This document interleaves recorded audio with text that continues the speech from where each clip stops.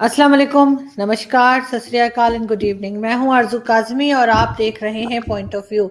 आज जी हमें senior journalist Anees Farooqui साहब ने ज्वाइन किया है। सबसे पहले thank you so much sir कि आपने जी हमें सर, टाइम दिया। बहुत और बहुत शुक्रिया।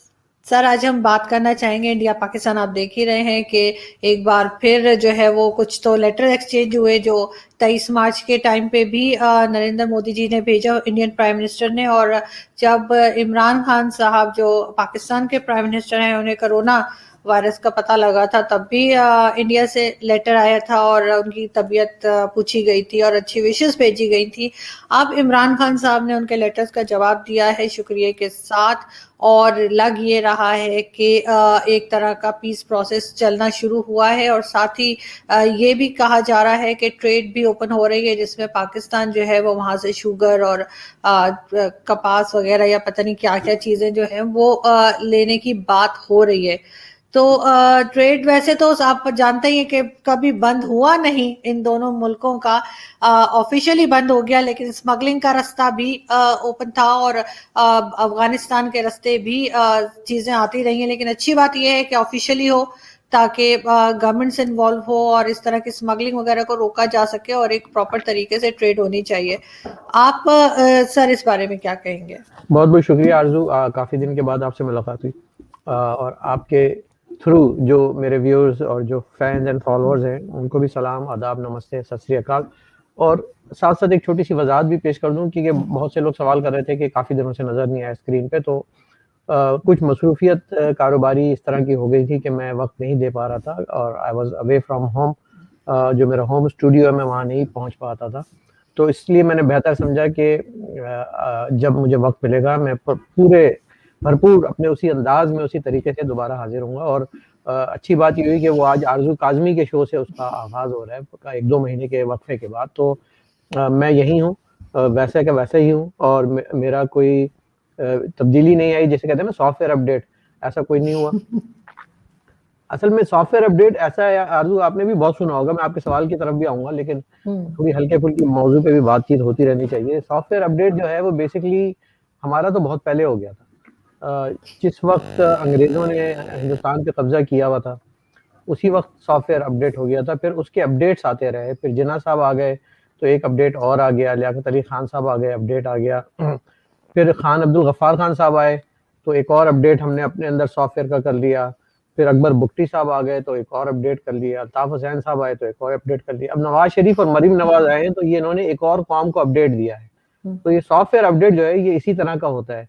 बीच में अगर कहीं कोई सॉफ्टवेयर को करप्ट करने की कोशिश करता है, चाहे वो बाजवा डॉक्टराइन की सूरत में कर रहा हो या वो इमरान खान के 92 वर्ल्ड कप प्रिटी ब्लू आई प्रिटी बॉय की सूरत में वो करने की कोशिश की जा रही हो, कौम जहाँ वल्नरेबल होती है वहां पे वो करप्ट हो जाती है सॉफ्टवेयर। तो उसको अपडेट करने के लिए मरीम नवाज की सूरत में या नवाज शरीफ साहब के बयानिए की सूरत में सॉफ्टवेयर को अपडेट होता है। तो हमारा तो सॉफ्टवेयर क्यों अपडेट होता है, तो इसलिए वो अपडेट होता रहेगा, वक्त के साथ साथ बदलेगा नहीं और हम अपनी अपने अपने स्टैंड पे खड़े रहेंगे। जैसे आरजू काजमी इस्लामाबाद में होते हुए अपने स्टैंड पे खड़ी हैं, इसी तरह अनीस फारूकी भी जहां भी होगा खड़ा रहेगा अपने स्टैंड पे। और जो जहां तक अब आप वापस आते हैं हिंदुस्तान और पाकिस्तान की तरफ कि हमारा जो मामला है तिजारत का, ये और इसके बाद जो दीगर ताल्लुकात हैं वो क्यों नहीं बहाल होते।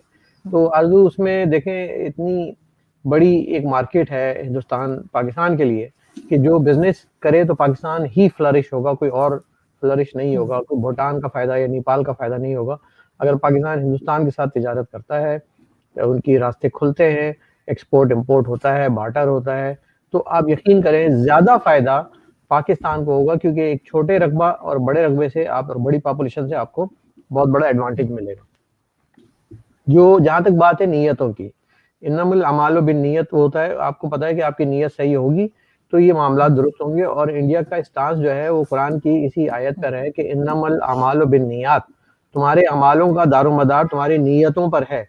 तुम हाथ में हमसे हाथ मिलाओ और हाथ में बम और बारूद लेकर खड़े हो तो हम कैसे तुम पे भरोसा कर लें। तुम हमसे गले लगो और तुम्हारे पीठ में हमारे छुरा तैयार हो, हम कैसे कर लें। तुम पुलवामा एक तरफ कर रहे हो और दूसरी तरफ कहो कि जी हम आपसे जो है शुगर भी ट्रेड करना चाहते हैं, हम आपसे मेडिसिन भी ट्रेड करना चाहते हैं। तो ये ऐसा हो नहीं सकता। तो ये बड़ा क्लियर स्टांस नरेंद्र मोदी सरकार का रहा है। लेकिन इस दौरान में ज़ाहिर है कि जो पाकिस्तान की जो फाइनेंस के जो लोग ज़िम्मेदारान हैं, वो बताते होंगे कि भई देखें, इसके बगैर मुश्किल होता है कि जब एक आपके बॉर्डर पे एक इतनी बड़ी मार्केट मौजूद है और आप उससे ट्रेड नहीं करें, तो हम अपनी ही इकोनॉमी को नुकसान पहुँचाएँगे। तो उसके लिए इमरान खान कोशिश करते रहते हैं, कभी-कभी मिस्ड कॉलें मारते रहते हैं। वो मिस्ड कॉलें अनआंसर्ड गईं।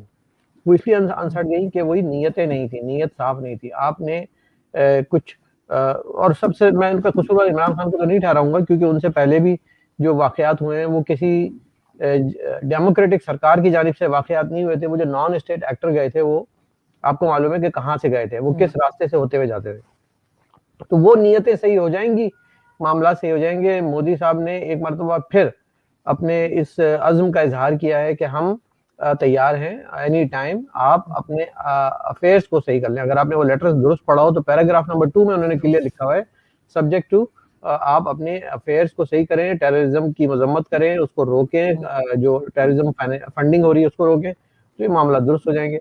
तो अब आप मुझे बताइए कि कौन दुनिया की अक्लमंद रियासत नहीं होगी जो कि इतने बड़ी ट्रेड अपॉर्चुनिटी को अपने हाथ से खो दे। हम क्यों नहीं चाहेंगे कि पाकिस्तान और पाकिस्तानियों का भला हो? इसमें ट्रेड करने में या दोस्ती करने में कोई दुश्मनी से आपको कोई आज तक हासिल हुआ हो 70-72 साल में, तो आप मुझे बता दें कि पाकिस्तान में जो है गरीब को रोटी मिल गई या हिंदुस्तान में गरीब को रोटी मिल गई। मतलब हमने कितना असले की दौड़ में न्यूक्लियर वॉरफेयर में कितना खर्च कर लिया दोनों ममालिक ने। So I think it is time to de-escalate the situation not only on the war front but also on the जो हमारा असले की दौड़ है इस पे भी कम करें, जो उस पे खर्चा हो रहा है उस पे भी कम करें, जो डिफेंस बजट है उस पे भी कम करें और वही पैसा तरक्की, फलाह और बहबूद के लिए लगाएं। तो this is I think it's a good opportunity for Pakistan to grab it. लेकिन सर अचानक से हुआ क्या? पहले तो अजीब-अजीब सी ट्वीट्स आया करती थी इमरान खान साहब की और इंडियन प्राइम मिनिस्टर के लिए और वहाँ से भी कोई बहुत प्यार भरे जवाब या बातें नहीं हुआ करती थी। ये अचानक से एकदम से वो जैसे कहते हैं इमरान खान साहब यू टर्न क्या मारा है उन्होंने कि दोस्ती हो गई और अच्छे टर्म्स की बात हो रही है। बाजवा साहब भी कह रहे हैं कि जी हिस्ट्री को भुला दें, पिछली बातें भुला दें। तो ये क्या पहले से कोई आपको लगता है बातचीत चल रही थी और सोचा जा रहा था या एकदम से इन्होंने सोचा कि इंडिया के साथ जो है वो अच्छे टर्म्स होने चाहिए? देखिए, जहाँ तक मेरी मालूमात हैं और जो मुझे ज़राए बताते हैं, वो ये बात नहीं है। बात ये है कि जब तक गरीब भूखा सो रहा था तो किसी को फ़िक्र नहीं थी। लेकिन जब इनकी अपनी तनख्वाहों के लाले पड़ गए, जब पाकिस्तान का खज़ाना ख़त्म होना शुरू हो गया, जब माहिरीन ने कहा कि भई अब हमारे पास और कोई मार्केट नहीं है, कोई ज़रिया नहीं है, चाइना के साथ हेवी इंटरेस्ट पे हम लोगों ने लोन लेके उसको वापस करना है। आईएमएफ का कर्ज़ा बढ़ रहा है। आप मुश्किलात में धँसते चले जा रहे हैं, तो एक एवेन्यू है, इसको एक्सप्लोर की जाए। तो ये तब्दीली तो आएगी और तब्दीली कहाँ से आएगी? इमरान खान के कहने से या इमरान खान सुबह उठेंगे, उनको एक ख्वाब आ जाएगा, ऐसा नहीं होता। इसके लिए बाकायदा जीएचक्यू में मीटिंग होती है और वो सोचते हैं कि जी कितने अरसे का हमारे पास रिज़र्व मौजूद है, कितने फंड्स मौजूद हैं और डिफेंस के लिए भी तो पैसा चाहिए होगा ना, पैसा तो चाहिए होगा। सबसे पहले डिफेंस के लिए लेंगे, अपनी तनख्वाहों के लिए लेंगे। अब देखिए ना तनख्वाहें नहीं है तो जभी तो सारे कर्नल में ब्रिगेडियर मेजरों को जॉबें दी गई हैं, चाहे वो रिटायर हो, चाहे वो हाज़िर सर्विस हो। मतलब उनके घर चलाए वो ज़ाहिर है उनको इतनी अय्याशी की आदत पड़ गई है कि वो तनख्वाहों से उनको गुज़ारे नहीं होते थे। कॉन्ट्रैक्ट हो नहीं रहे हैं, ठेके मिल नहीं रहे हैं, तो अब उनको जो है इदारों में खपाया जा रहा है। 60-60, 70 लाख की इनको जॉब्स देके कहा जाता है कि तुम सीपैक के डायरेक्टर बन जाओ और डायरेक्टर बनने के बाद बजाय इसके कि वो उसको परवान चढ़ाएँ, वो उसको बंद करवा देते हैं। यही काम हो रहा है पीआईई के साथ हो रहा है, यही काम जो है दीगर स्टील मिल के साथ हो रहा है, इदारों के साथ हो रहा है। लेकिन अब वो तनख्वाहें भी बंद हो जाएँगी क्योंकि वो जब इदारे ही नहीं चलेंगे, जब वो इनको तनख्वाहें ही नहीं मिलेंगी, तो वो कहाँ से चलेंगी? तो उन्होंने कहा कि भाई कोई ऐसा रास्ता ढूँढो। तो किसी ने इनको दानिशमंद ने मशवरा दिया कि आप हिंदुस्तान के साथ ताल्लुकात अच्छे करें और और एक और वजह भी है। इसकी जो बहुत से लोगों को ये बात समझ में नहीं आ रही है कि बाइडेन एडमिनिस्ट्रेशन के आने के बाद जो ये एक तरह का शिफ्ट आया है, ये बड़ा स्ट्रॉन्ग मैसेज गया है स्टेट डिपार्टमेंट की तरफ से भी कि आपकी ये जो जंग खेलने का जो है ना ये गरीब मुल्क अफोर्ड नहीं कर सकता, जंग खेलते हैं आप लोग। स्टॉप दिस नॉनसेंस और इसके बाद अब आप आ जाएँ सीधा-सीधा डेवलपमेंट पे क्योंकि दुनिया डेवलपमेंट की तरफ जा रही है। हम एक पैंडेमिक से गुज़र रहे हैं, आपके पास वैक्सीन खरीदने के पैसे नहीं है, आप अपने लोगों को वैक्सीन बेच रहे हैं उल्टा। तो आई थिंक कुछ ना कुछ तो अक्लमंद होंगे इनके एडवाइज़री बोर्ड में अगर शायद हों, मुझे लगता तो नहीं है लेकिन अगर ये इसी तरह से 22 साल में इन्होंने ये टीम तैयार की है कि फवाद चौधरी, शेख रशीद, शहजाद गिल, फिरदौस आशिक अवान, अगर ये इनकी टीम तैयार है तो फिर अल्लाह ही मालिक है इस मुल्क का भी और इस टीम का भी। लेकिन ये भी याद रखिएगा कि इस हुकूमत के दिन भी गिने जा चुके हैं, ये ज़्यादा अरसे चलने वाली नहीं है। जो मोमेंटम इस वक़्त बन चुका है पीएमएल-एन की क़यादत के बयानिए के बाइस और मरीम नवाज़ के स्टैंस के बाइस, आप देखेंगे पीडीएम में तोड़-फोड़ होने के बावजूद भी वो अपने मौक़िफ़ से एक कदम आगे-पीछे नहीं हटी और वो पीएमएल-एन चल रही है। तो I think there is a hope at the end of the tunnel and that is in the form of PMLN. बिल्कुल सर, जैसे आप कह रहे हैं कि पीडीएम में भी तोड़-फोड़ है, हम देख रहे हैं पीपल्स पार्टी कुछ अलग तरफ को जा रही है और साथ ही इनकी भी जैसे हफीज शेख जो है वो छोड़ गए और इन्होंने फाइनेंस के लिए जो है वो हमाद अजहर को रखा और ये सब चीजें चल रही हैं। तो ये बार बार मिनिस्टर्स चेंज कर देने से, कभी कुछ बदल देने से कब तक ये रह पाएंगे और कब तक ये, अच्छा डॉलर नीचे की तरफ जा रहा है और महंगाई ऊपर जा रही है, ये लोगों को एक ये चीज भी समझ में नहीं आ रही। वरना पहले ये होता था कि डॉलर महंगा हो रहा है तो हर चीज महंगी हो रही है पाकिस्तान में, लेकिन आजकल ये कि डॉलर मुसलसल नीचे की तरफ है और महंगाई ऊपर की तरफ जा रही है। तो ये इस सब चीज को आप कैसे देखते हैं? देखिए वही बात आ गई कि पहली बात तो ये कि इनके पास जो एडवाइजरी है वो कोई ढंग की तो है नहीं। हफीज शेख साहब भी कौन से पीटीआई के 22 साल की तहरीक का नतीजा थे, वो भी तो कहीं ना कहीं पीपल्स पार्टी से ही आए थे। और शेख रशीद जो हैं वो 15 मरतबा वजीर रह चुके हैं, वो मुख्तलिफ दौर में वो भी तो रह चुके हैं। फवाद चौधरी साहब जो हैं, फिरदौस आशिक अवान हैं, ये जो जो लोगों को लेके आ रहे हैं, फिर जिन लोगों को तर्जुमानों की फौज इन्होंने बिठाई हुई है अपने आप को डिफेंड करने के लिए, ये क्या अपने आप को एक मोर्चा लगा दिया है आगे 12 तर्जुमान खड़े करके और अपना बयानिए को सिर्फ डिफेंस करने के लिए आए हैं या कुछ पेश करने के लिए भी आए हैं? क्या हुकूमत का काम सिर्फ ये है कि अपने ऊपर आने वाले इल्ज़ामात को गाली गलौच के ज़रिए डिफेंड करके जो है बड़ा खुश हुआ जाए और फिर उसके बाद जश्न मनाया जाए, या फिर ये कि कौम के लिए कुछ किया भी जाए? कब तक आप ये इल्ज़ाम लगाते रहेंगे या बहाने बनाते रहेंगे कि शहबाज शरीफ ने ये कर दिया, ज़रदारी ने ये कर दिया और फलाने ने ये कर दिया? अब तो सवाल ये खड़ा होगा कि आपने क्या कर दिया? आपने जो कहा था कि मैं सारे पैसे बाहर से वापस ले आऊँगा, वो तो आए नहीं। वो आपका सबसे बड़ा इंसाफ का जो एक बयानिया था वो तो पूरा नहीं हुआ। आपने कहा था कि तब्दीली आ जाएगी, कौन-सी तब्दीली आएगी? ये आपने वज़ाहत नहीं की थी शायद उस वक़्त, या ये कि तब्दीली नीचे की तरफ जाएगी, उल्टा महँगाई बढ़ेगी, जो अवाम थोड़ा बहुत सुख का साँस ले रहे थे, वो सुख का साँस उनसे छीन लिया जाएगा, ये तब्दीली लाना था। ये भी अब लोगों के सवालिया निशान उठ रहे हैं।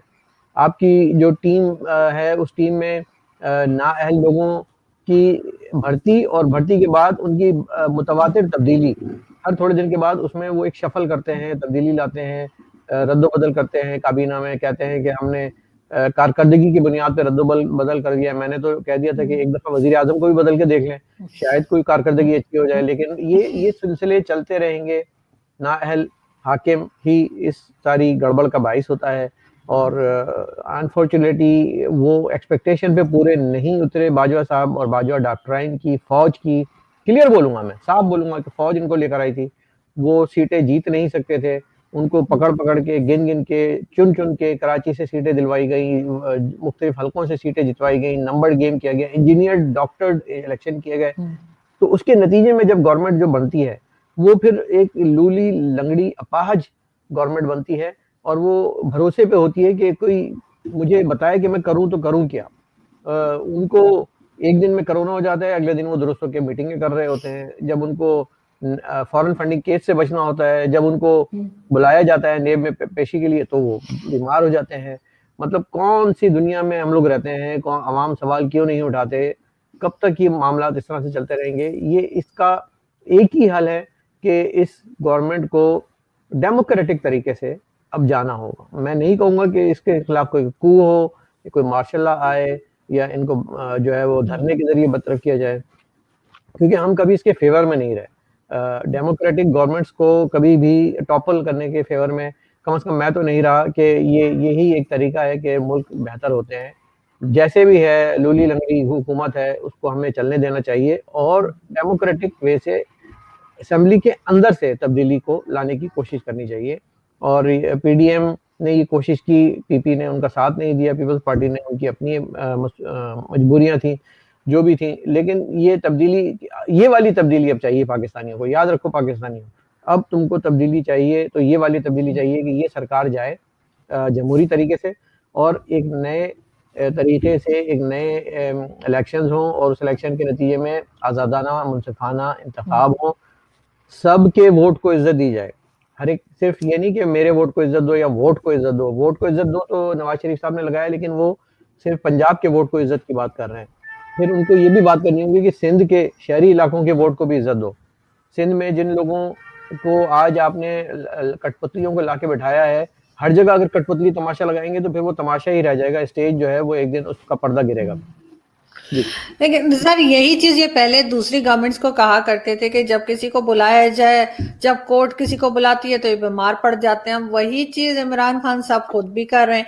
लेकिन साथ ही सर जहांगीर तरीन साहब को अगर हम देखें, जो हमेशा से उनके एटीएम रहे हैं, अपने प्लेन्स में भर भर के उन्होंने जो लोग इलेक्शन जीते थे वो लाकर और पीटीआई में शामिल करवाए, उनके ऊपर जो है वो एफआईए और इस तरह से जो इदारे हैं उनकी रिपोर्ट आई है, बल्कि उन्होंने केस किया है। और पहली दफा ऐसा हुआ है कि एफबीआर और एफआईए ने जो है वो जहांगीर तरीन खान पे केस कर दिया है। तो आप क्या समझते हैं कि ये चीज जो है ये इनको कुछ तब्दीली लग रही है कि जहांगीर तरीन पे हाथ डालना कोई मजाक बात तो नहीं लगता, वो भी पीटीआई की गवर्नमेंट के होते हुए? नहीं, बिल्कुल हाथ डालें और हाथ डालने के बाद उसको मुल्तकी अंजाम तक भी तो पहुँचाएँ, तब हम मानेंगे कि जहांगीर तरीन साहब जो हैं वो अपने उनके खिलाफ कोई फैसला हुआ, फैसले के बाद उनको सज़ा हुई। यहाँ तो बस केसेस खुलते हैं उसको, और वो इसलिए खोले जाते हैं कि इनको इसी दौर में उनको बाइज़्ज़त जो है वो बरी भी कर दिया जाएगा इसी दौर में। तो फिर कहा जाएगा देखिए हमने अपने लोगों के खिलाफ भी केसेस किए और देखें उनको अदालतों ने बरी किया और अदालतें आज़ाद थी, फ्री थी। तो ये तो हो नहीं सकता कि जहांगीर तरीन साहब के पास इनके इतने राज़ मौजूद हैं। अगर कभी आप रेहाम खान साहब की किताब पढ़ें और उसमें देखें और उनकी कहानियाँ सुनें या उनसे बात करें कभी, तो वो जहांगीर तरीन की और इमरान खान की जो ये दोस्ती हम नहीं छोड़ेंगे वाला गीत जो है वो बहुत अच्छी तरह से सुनाएँगी और मैं भी सुना सकता हूँ। लेकिन वही बात है कि ये सब ढकोसले हैं, ड्रामा है, एक लोगों को बेवकूफ़ बनाने की बात है और ये कि हम सिर्फ़ एक एकतरफ़ा, क्योंकि बहुत शोर उठ रहा है कि एकतरफ़ा कार्रवाई, कभी राना सनाउल्लाह के खिलाफ, कभी किसी के खिलाफ। तो उसको टोन डाउन करने के लिए इनको थोड़ा बहुत ये स्टेज ड्रामा एक्ट करना पड़ता है। तो मेरे नज़दीक इसमें कोई जान नहीं है, ये एक फर्जी ड्रामा रचाया गया है और देखिएगा कि आने वाले दिनों में इनको जो है तमाम केसेस से बरी कर दिया जाएगा। और पाकिस्तान में क्या मुश्किल है आरज़ू, उज़ैर बलोच जैसा, राव अनवार जैसे लोगों को जब बरी कर दिया जाता है और बाइज़्ज़त बरी कर दिया जाता है, तो यहाँ कोई भी मुमकिन है। ये तो फिर भी मैं कहता हूँ कि जहांगीर तरीन तो दूध के धुले हुए हैं इन तमाम लोगों के मुकाबले में। और जो लोग जद्दोजहद की बात करते हैं, जो लोग जमहूरियत की बात करते हैं, जो अवाम की बात करते हैं, अली वज़ीर हो गए, मोहसिन दावर हो गए, इस तरह के जो भी लोग होते हैं, उनको आप जो है वो कौमी असेंबली का मेंबर होने के बावजूद स्पीकर की मर्ज़ी के बगैर आप उनको अरेस्ट कर लेते हैं, आप उनको जेल डाल देते हैं और उनके खिलाफ मुकदमा चलते हैं। तो आप ये देखिए कि कितना कंट्रास्ट है इन दोनों चीज़ों में कि एक तरफ जहांगीर तरीन साहब के नाम पे और उज़ैर बलोच और ये राव अनवार जैसे मुजरिम जो हैं वो खुले फिरते हैं और दूसरी तरफ जो है वो अवाम की आवाज़ उठाने वाले, उसी मुल्क में रह के जद्दोजहद करने वाले, मुल्क की बात करने वाले लोगों को अरेस्ट कर लिया जाता है। बिल्कुल। और ये सब लोग देख रहे हैं लेकिन कुछ भी किया नहीं जा सकता, क्योंकि जाहिर है यहाँ पे दो पाकिस्तान है, गरीब का पाकिस्तान अलग है और अमीर का पाकिस्तान अलग है। ये बात तो अब सबको समझ आ गई है। लेकिन सर साथ ही हम चाइना के साथ देखते हैं कुछ खास अच्छे टर्म्स नहीं रहे। चाइनीज जो हैं वो भी कुछ नाराज लगते हैं। उन्होंने ये भी कह दिया ईरान के साथ जो कॉन्ट्रैक्ट करते हुए कि जी ये तो एक फोन कॉल के ऊपर अपनी फॉरेन पॉलिसीज चेंज कर लेते हैं, ईरान वैसा मुल्क नहीं है। उनका वाज़े तौर पे इशारा पाकिस्तान की तरफ था। तो अब आपको क्या लग रहा है कि क्योंकि सी पैक प्रोजेक्ट भी जो है वो ऑलमोस्ट सुना है कि अभी फिलहाल वो उस पर काम नहीं हो रहा, आसिम सलीम बाजवा भी स्क्रीन से गायब हैं। तो क्या लगता है आपको कि अब सबके बाद अब चाइना की बारी है कि चाइना भी नाराज हो जाए? चाइना तो कोई दोस्ती थी नहीं ना, हिमालय से जो कहते हैं ऊंची और बहरे अरब से गहरी और शहद से मीठी जो दोस्ती थी, वो तो दोस्ती थी नहीं।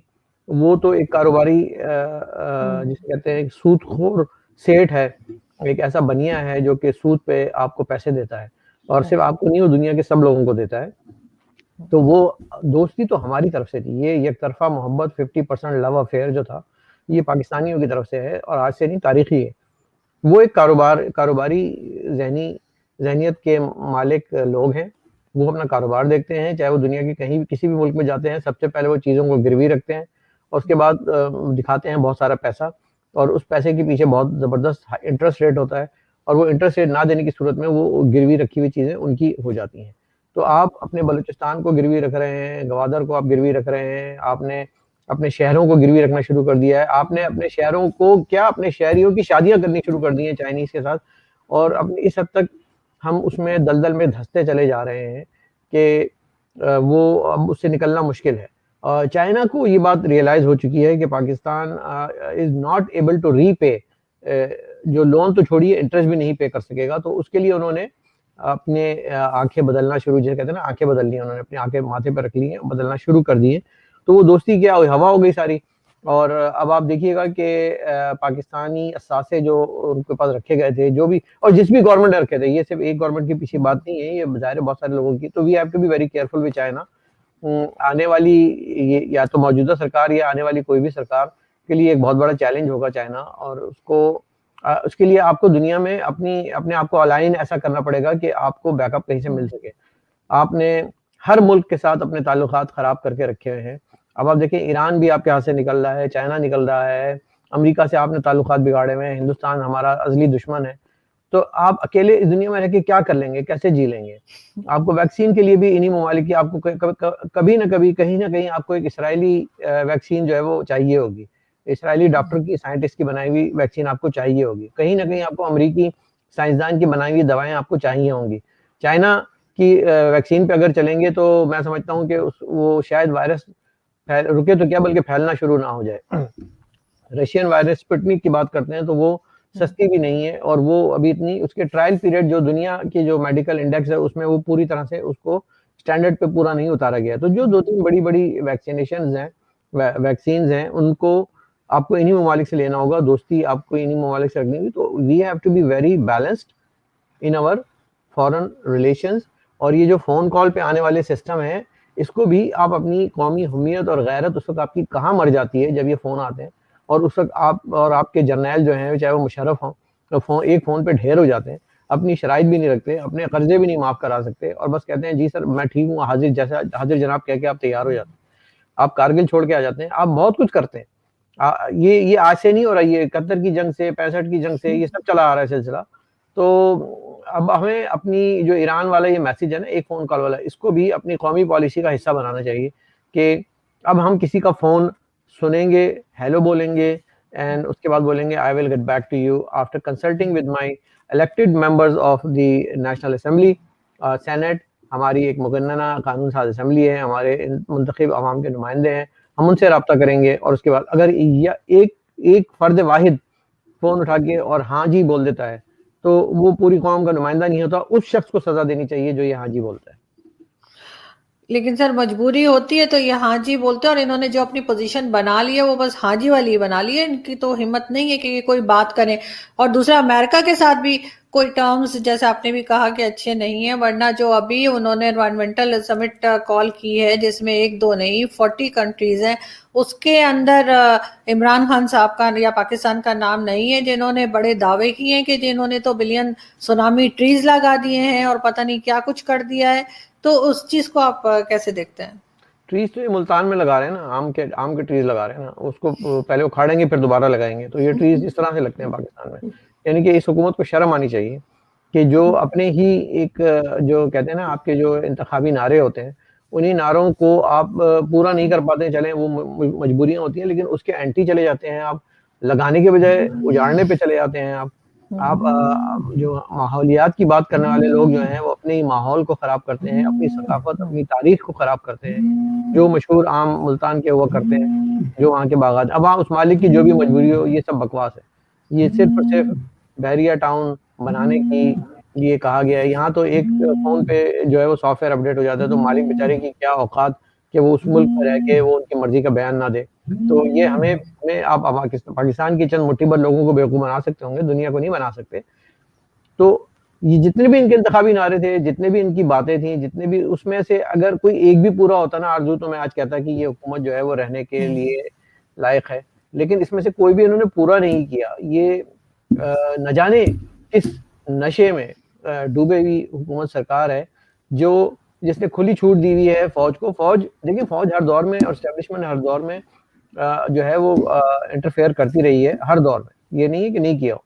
लेकिन उसकी लगाम खींच के रखी गई है। जो इलेक्टेड वज़ीर-ए-आज़म था, चाहे वो ज़रदारी हो, चाहे वो नवाज़ शरीफ हो, वो नहीं बोलना भी उनको आता था। It's okay to say no. It's okay to say no to chief of army staff on certain issues. और ये कहा गया है, ज़रदारी साहब के दौर में भी कहा गया है, नवाज़ शरीफ के दौर में भी कहा गया है। लेकिन ये नहीं कि आपको जो है ना, प्राइम मिनिस्टर को नो कहने की इजाज़त नहीं है, बाकी सबको। यहाँ पे ये फंडामेंटल डिफरेंस नज़र आता है हमें कि इन्होंने इनको बेलगाम इख्तियार दिया हुआ है और कहा है कि आप जो दिल करें, बस मुझे सुबह उठ के बता दीजिएगा कि मुझे क्या करना है। ऐसे सरकारें नहीं चलती, ऐसे डेमोक्रेटिक इलेक्टेड प्राइम मिनिस्टर नहीं चलते। वो भी जो कि अपने आप को पॉपुलर प्राइम मिनिस्टर कहता हो, जो कि अपने आप को कहता हो कि मैं 92 का वर्ल्ड कप का हीरो और लोग मुझे चाहते हैं, और चाहते भी होंगे। हम भी एक ज़माने में चाहते थे। लेकिन जब एज़ ए क्रिकेटर ठीक है, और वो भी 92 का वर्ल्ड कप 11 लोगों ने जीता था। एक इमरान खान थे, 10 लोग और भी थे, तो उनकी मेहनत को तो मैं गायब नहीं करूँगा। इस तरह तो 10 साल तक हमारे पास 10 वज़ीर-ए-आज़म तैयार पड़े हुए हैं 92 के। अगर मैं चाहूँ तो उन सबको एक-एक बार वज़ीर-ए-आज़म बनाया जाए। सबसे पहले तौसीफ साहब को बनाया जाएगा, जो कि जावेद निज़ाद को बनाया जाएगा। बहुत सारे लोग हैं। तो क्रिकेट की बेस पे अगर आप मुल्क चलाने की सोच रहे हैं, तो यार ऐसा कहाँ होता है? आप मुझे बताएँ ना कि मैं यहाँ कनाडा के किसी बड़े लेजेंडरी खिलाड़ी को कहूँ कि जी आप प्राइम मिनिस्टर बनेंगे। ये तो जिद्दोजहद के ज़रिए आते हैं, कुर्बानियों के ज़रिए आते हैं, एक तारीख़ होती है, लोगों में इनकी पॉपुलैरिटी होती है, एक कॉन्स्टिट्यूशनल पॉलिटिक्स होती है। इनके पास तो कुछ भी नहीं था। ये तो सिर्फ़ एक सिलाई मशीन से अमीर होने वाले ख़ानदान जो है वो शौकत खानम बना लिया, और उसके बाद तो बहरहाल आई डोंट थिंक कि ये ज़्यादा हुकूमत चलने वाली। बिल्कुल ठीक है सर। जो इन्होंने वादे किए थे हुकूमत में आने से पहले, उसमें से अभी तक ये माशाल्लाह से एक भी पूरा नहीं कर पाए हैं। उल्टा ही सब करते जा रहे हैं। लेकिन लास्ट में मैं आपसे सर ये पूछना चाहूंगी कि क्या फ्यूचर देख रहे हैं आप? इंडिया और पाकिस्तान का जो पीस प्रोसेस स्टार्ट हुआ है, ये चलेगा या फिर गाड़ी कहीं रुक जाएगी? मुझे लग रहा है चलेगा। इसलिए कि और चलना चाहिए। इसलिए कि देखें, अच्छी बात ये है कि काफ़ी अरसा हो गया है, कोई शरारत नहीं की गई पाकिस्तान की तरफ से। कोई जैसे कहते हैं ना, ये बहुत शरीर से लोग हैं, इनके नॉन स्टेट एक्टर कभी-कभी शरारत पे उतर आते हैं। शरारत की नहीं गई है। कश्मीर के मामले में कोई बड़ा बयान आया नहीं है। बहुत ज़्यादा इंटरफेरेंस जो है क्रॉस बॉर्डर हुई नहीं है। एलओसी पे भी पॉली-पॉली जो है ना ढोलकी बजती रहती है, ज़्यादा कोई बहुत बड़ा कॉन्सर्ट नहीं हुआ। तो and this is the right time कि इमरान खान ने मुल्क के लिए कुछ किया हो ना किया हो, फ़ौरन जिसे कहते हैं कि पॉलिसी में अगर वो ये चेंज ले आते हैं, तो this will go in history कि एक बड़ा काम कर दिया इन्होंने। और वो काम देखें, कुछ अनपॉपुलर डिसीजन जो है वो करवाए जाते हैं उस दौर में, जबकि किसी पॉपुलर को प्राइम मिनिस्टर बनाया जाए। ये बात मैंने बहुत पहले कही थी कि फ़ौज ने कुछ अनपॉपुलर डिसीजन करवाने हैं, उसके लिए वो एक पॉपुलर फिगर को लेकर आए हैं। क्योंकि कोई भी पॉलिटिकल जो लीडर होता है, वो ये फैसले कर नहीं पाएगा, उस पे बहुत प्रेशर होता है। उसके ऊपर अपने लोगों का, अपनी सेंट्रल एग्जीक्यूटिव कमेटी का, उनके मेंबरान का, नेशनल असेंबली का, सेनेटर्स का बहुत प्रेशर होता है। वो ये अनपॉपुलर डिसीजन कर नहीं सकता। वो पॉपुलर शख्स जो कि सिर्फ़ ये कहता है कि मैं ही अकेला हूँ और मैं ही सब कुछ हूँ, और वो रोज़ तब्दीलियाँ कर देता है, वो ये फैसले कर सकता है। तो इस दौर में ये मुमकिन है। इमरान खान के दौर में ये मुमकिन सिर्फ़ और सिर्फ़ इस वजह से है कि इमरान खान फ़र्द वाहिद है, और वो ये फ़ैसला कर जाएगा, उसको कोई रोकने-टोकने, पूछने वाला नहीं होगा। और तो मुझे ये इसलिए लग रहा है कि ये शायद इस दौर में हो जाए, और इसकी वजह दूसरी ये है कि इसके लिए बाकायदा signal chief of army staff की तरफ से आया है, किसी पॉलिटिकल क्वार्टर से नहीं आया। सो ये हेडक्वार्टर से आया है। इसीलिए आई फील एंड थिर्डली इसके लिए मुझे मोदी सरकार भी थोड़ी-सी राज़ी नज़र आती है। उनकी अब बुनियादी जो बेसिक कंडीशंस है वो पूरी कर दें, वो आपसे 10 कदम आगे आके मिलेंगी। लेकिन शर्त यही है कि इन्नमल अमालु बिन्नियात, अपनी नीयतों को सही करके, दुरुस्त करके, क़िबला सही करके आप उनके पास जाएँ। आप देखिएगा आपको कितना अच्छा रिस्पॉन्स मिलता है। बिल्कुल ठीक। और हम उम्मीद करते हैं कि सब कुछ ठीक चले और पीस प्रोसेस जो है वो इसी तरह से आगे बढ़ता रहे। लेकिन सर आपको लास्ट में फिर अगेन मैं एक चीज़ पूछूंगी कि अगर ये गवर्नमेंट चली जाती है जैसे आप कह रहे हैं कि ज़्यादा दिन नहीं रहेगी, तो इमरान खान साहब का फ्यूचर क्या लग रहा है? उनकी पॉलिटिक्स खत्म हो जाएगी वहां जाके या वो फिर वापस आ सकेंगे? देखिए पॉलिटिक्स का दारोमदार एक एज फैक्टर भी होता है ना, उनकी जो एज फैक्टर है, जैसे मुशर्रफ साहब हैं, मुशर्रफ साहब ने तो सोचा होगा कि अब मैं रिटायरमेंट के बाद यहाँ से ये एक दौर ख़त्म हो गया, अब मैं सिविलियन बन गया, मैं दोबारा आके सियासत में हिस्सा लूँगा। उनकी पॉपुलैरिटी भी बढ़नी शुरू हुई थी, उनकी पार्टी भी एक एस्टैब्लिश होना शुरू हो गई थी, लोगों ने इधर-उधर स्विच भी किए थे। लेकिन वो जो एज फैक्टर और उसके साथ सेहत के मसाइल होते हैं, वो अपनी जगह पे होते हैं। इमरान खान साहब के साथ भी हेल्थ इश्यूज़ बहुत ज़्यादा हैं, उनकी एज भी अच्छी खासी है और अब जो तब्दीली अगर आती है, तो कम से कम 4-5 साल और चलेगी। जो भी तब्दीली या नई हुकूमत आएगी, तो वो 4-5 साल में भी जो उनकी सिचुएशन है, वो क्या होगी, वो आप और हम समझ सकते हैं। दूसरी बात ये कि जो उनका इंफ्रास्ट्रक्चर ऑफ द पार्टी है, जो पार्टी की अपनी एक जैसे कहते हैं ना कि शहरों में, गलियों में, वो उनका है नहीं। वो उनको पकड़-दकड़ के लोग लाके दिए गए थे। तो इस तरह की जो जमातें होती हैं, वो बनाई जाती हैं और फिर उनको लापता हो जाती हैं, वो कहीं खो जाती हैं। वो क्योंकि देखिए आज तक पीपल्स पार्टी क्यों नहीं खत्म हुई? आज तक मुस्लिम लीग नून क्यों नहीं खत्म हुई? आज तक एमक्यूएम क्यों नहीं खत्म हुई? इसलिए कि उन्होंने अपना स्ट्रक्चर बनाया, उन्होंने अपना सेटअप बनाया और उन्होंने अपनी गलियों, कूचों, बाज़ारों में, घरों में निज़ाम बनाए कि जहाँ पे लोग उनके पार्टी वर्कर्स होते हैं। इनका कोई पार्टी वर्कर नहीं है। इनको इनको किराए के वर्कर्स दिए गए थे। वो किराया पूरा होने पे अपने-अपने घर को चले जाएँगे टेंट तनाते हैं और कुर्सियाँ उठा के। सो आई डोंट थिंक कि इनके लिए कोई फ्यूचर नज़र आता है। दोनों सूरतों में सेहत के हवाले से भी और पॉलिटिकल निज़ाम जो है उसमें भी उनकी कोई मौजूदगी मुझे बज़ाहिर नज़र नहीं आती, ना फ्यूचर नज़र आता है। बिल्कुल ठीक। लेकिन इंडिया पाकिस्तान का फ्यूचर ज़रूर हमें नज़र आना चाहिए और अच्छा ही होना चाहिए दोनों का। और हम उम्मीद करते हैं कि आगे ये प्रोसेस मैं जो इसमें शुरू एक बात का किया है वो इज़ाफ़ा और भी चलता है। करूँगा, जी। आरज़ू, जो इंडिया पाकिस्तान का फ्यूचर है, इस पे मैं थोड़ी-सी एक चीज़ का इज़ाफ़ा कर दूँगा कि हुँ, ये वन साइडेड लव अफ़ेयर नहीं होगा। हुँ, मैं इसलिए कह रहा हूँ कि जो इंडियन मीडिया है और हुँ, जो हमारे इंडियन दोस्त हैं, जो ज़ोर-ज़ोर से टॉक शो जो करते हैं जिसमें आप भी कभी-कभी जाती हैं, वो उनको भी टोन डाउन करना पड़ेगा। अ, हुँ, वो एक फ़ज़ा ऐसी बनाएँगे कि जंग का माहौल हो गया, मार देंगे, तोड़ देंगे, फोड़ देंगे, चीर देंगे, घुस के मारेंगे। अगर ये चीज़ वो नहीं ख़त्म करेंगे, तो ये माहौल नहीं बन पाएगा। इसलिए कि वो प्रेशर फिर पाकिस्तान की हुकूमत सरकार पे आता है। देखें इधर से तो वो लोग ये कह रहे हैं, इसका हम क्या जवाब दें? उनकी तर्जुमानों की फ़ौज है, वो भी एक जवाब दे देते हैं। तो हुँ, वो माहौल बन नहीं पाता। लेकिन बहरहाल ये सारी बातें हाई लेवल पे होती हैं, डिप्लोमैटिक लेवल अलग होता है, सेक्रेटरीज़ का लेवल अलग होता है। लेकिन फिर भी एक फ़ज़ा जो है ना, वो बनानी पड़ेगी। इसके लिए मैं समझता हूँ कि राइटर्स को, अदीबों को, फ़नकारों को, शायरों हुँ, को आगे आना पड़ेगा और सबसे सबसे अच्छी बात ये है कि टीवी एंकर्स एक-दूसरे से बातचीत करें, डायलॉग करें, डिबेट करें अच्छे माहौल में बैठ के। ये जंगी माहौल जो है ना, ये ख़त्म करें, ये तराने बजाना ख़त्म करें दोनों तरफ से। तो तब बेहतरी आएगी। तो मेरा ये पैगाम इंडियन दोस्तों के लिए भी है कि आपको भी टोन डाउन करना पड़ेगा अगर दोस्ती जो है वो खित्ते में हो और यकीन करें कि ये सिर्फ़ पाकिस्तान के फ़ेवर में नहीं है, ये इंडिया के फ़ेवर में बहुत ज़्यादा है। हुँ, इसलिए कि इंडिया अपना एक 5 ट्रिलियन का एक गोल है उसका, हुँ, जो कि मोदी सरकार ने सेट किया हुआ है। उसको हासिल करना है। इंडिया को ये पैंडेमिक से गुज़रना है क्योंकि एक डेढ़ अरब, सवा अरब की आबादी है। हुँ, उस आबादी से उस आबादी को इस वायरस से निकालना सबसे बड़ा चैलेंज है दुनिया का।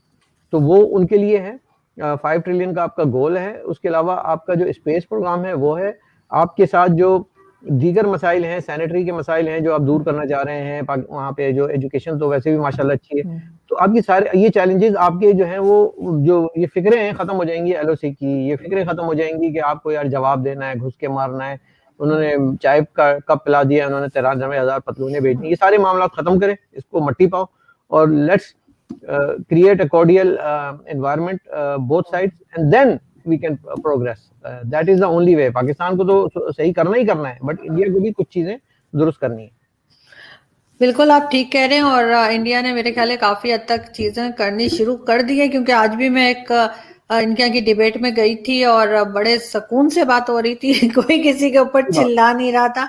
और अभी आपके इस शो के बाद फिर अगेन मुझे आधे घंटे बाद फिर एक डिबेट में जाना है, एंड आई एम श्योर कि उधर भी आराम से ही बात होगी।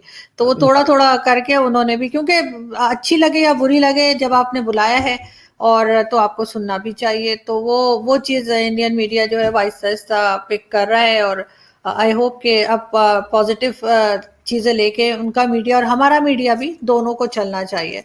Thank you so much sir कि आपने ज्वाइन किया। आई होप कि अब आप गायब नहीं होंगे और आपसे बड़ी जल्दी फिर आप जब मुलाकात कहेंगे होगी। हम हाजिर हैं, कोई मसला नहीं। बहुत शुक्रिया सर, थैंक यू आदाब। So much.